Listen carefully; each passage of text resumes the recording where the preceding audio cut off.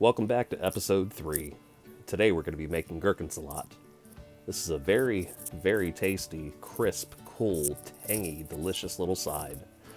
Right now I'm just peeling up a cucumber. Nothing fancy about that. You don't have to peel it. Some people do, some people don't. Whatever makes your heart happy. It's going to taste delicious no matter what. I just prefer to because sometimes the exterior wall of the cucumber can be a little bit difficult to eat. Alternately, you could just use one of those seedless English cucumbers, which tends to be a little bit thinner. So right now I'm just peeling it and fast forwarding through the video, double timing it. Yeah, so what you're going to need for this is just 2 cucumbers, a larger shallot, or if you're Chef Gordon Ramsay, shallot. Let me try that again. Shallot. I can't do the English voice, whatever. Either way, you're going to need probably about half an ounce of dill, maybe about 4 tablespoons of sour cream, I think is what I ended up with at the end of all of this. Probably about 1.5 tablespoons to 2.5 tablespoons of distilled vinegar, whatever makes you happy. Right here, I'm starting to cut the cucumber using a knife, okay? So you want to be very careful. Do you see how I have my fingers to where it's just going up against the fingers itself and not near my fingertips or my fingernails? You can cut it like that if you don't have a mandolin. I happen to have a mandolin. I just wanted to show you a technique. And if you move a little bit fast, sometimes it gets slippery and you'll end up with thicker pieces like I just showed. But with the mandolin, set it at whatever width you want. I like them a little bit thinner. I think the first setting that I did was about 1/4 inch, and I wasn't really happy with that. I think 1/8 of an inch, just about a little bit better. And I think, if I'm not mistaken, that was like the first setting. I don't know if mandolins are universal, but regardless, you want them. I like them thin. Do whatever you want. This is your Gurkensalat. It's going to be tasty regardless. One thing that you want to do with the mandolin is be very careful. So you see I've got like this little, what is it, like a red cap thing up at the top? I use that when I get about halfway through the cucumber. The reason for that, it's very, very, very important that you have some kind of safety guard there. Otherwise, you're going to be taking your hand off pretty quick. I don't know if you guys out there have ever been chopped up by a mandolin.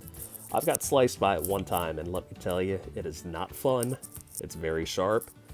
You just got to be super careful because that blade will catch you and you won't even realize it. So, yeah, here we go. I'm just transferring in.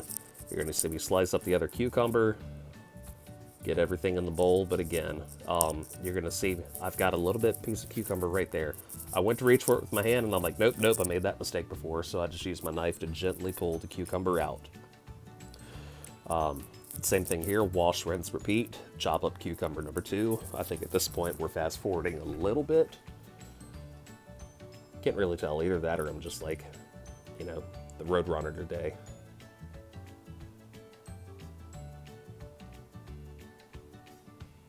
Kind of boring, but then again, yeah, here we go.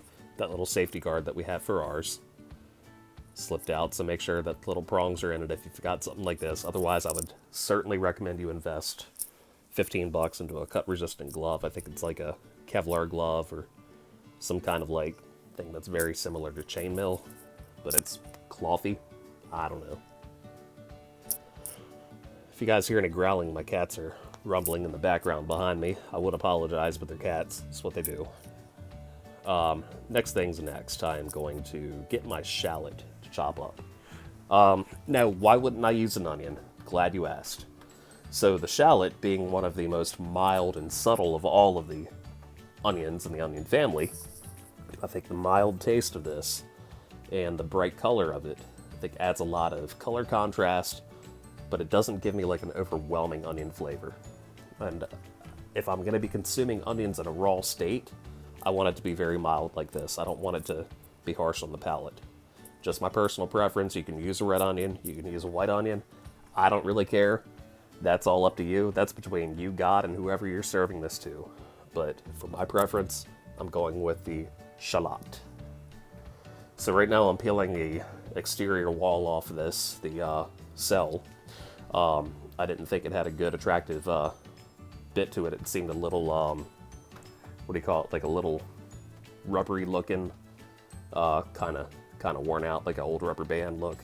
And I'm definitely not serving that to anybody. So I just peeled off at least 1 layer, 2 layers. You can dice these, fine. You can cut them in half. You can mince them, whatever you want. I prefer kind of making like these little rings in it, just because of the aesthetics to it.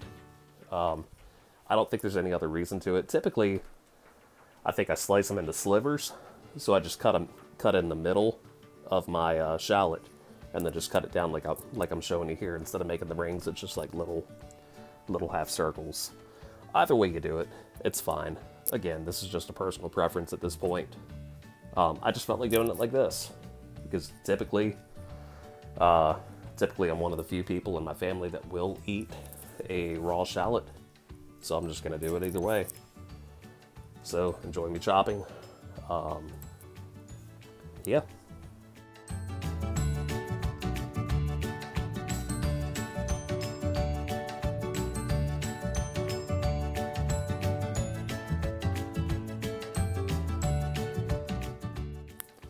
So as I'm over top of that bowl right now, what I'm doing is just breaking up the little onion rings on the inside. I definitely don't want big clumps of it, so I'm trying to separate every one of them as best as I can. Now, a lot of that's going to happen as I'm stirring up everything at the end. But, hey, you know. So right now I've got my ½ an ounce of dill, and I'm just trimming it up. I don't want big chunks of it in there. I want it all to be pretty well separated from the vines. That way I've got an even amount to disperse. Now, alternately, if you can't find fresh dill, dry dill will work just as well. I would just recommend using double the amount. You're probably going to want maybe like a tablespoon of dry dill, and I think that's a little bit more dense because it's dehydrated. And it's not going to have the same kind of flavor as like the fresh, but fresh dill is pretty hard to find right now. Let's be honest. And then it's overpriced. So, go with what you've got. Go with what you've got. There's no wrong way to do that. If you've got dry, go with dry. If you've got fresh, go with fresh. I prefer the fresh, and it's hard to find, but whatever.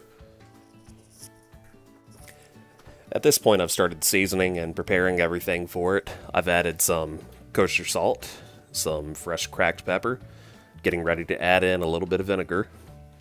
I think I used at first maybe about a tablespoon and a half, and I think after I retasted it, after I finished doing the video, I added just like a capful more. I wanted a little bit more of a bite. Now, typically what I make it with is apple cider vinegar, and I don't need to add that much because apple cider vinegar is a little bit more pungent. I just happen to have distilled white on hand. But you definitely want to stir this up thoroughly like you see me doing. I think here I'm getting ready for a taste test, but I got a lot of elbow in this shot. Wow. Hope you guys like looking at my elbow. Yeah, just keep stirring it up. Definitely get everything incorporated. The vinegar is going to start to break down the sour cream, and the salt that you put on the cucumbers is going to start to draw out that moisture and make this dressing that's going to go all over it. Now, if you don't want to use sour cream and you just want to use heavy cream, that works just as well. I like sour cream because it's got a little bit of extra tang to it. So there's no right or wrong sauce to put on it. It's all regional variations at this point. And whatever you feel like and whatever you have on hand, that's the beauty of this salad. So, yeah, you can make it with very little things. Just don't use milk. If I ever hear of you using milk in this salad, we're going to have some issues. You'll be expelled from the kitchen. I promise you.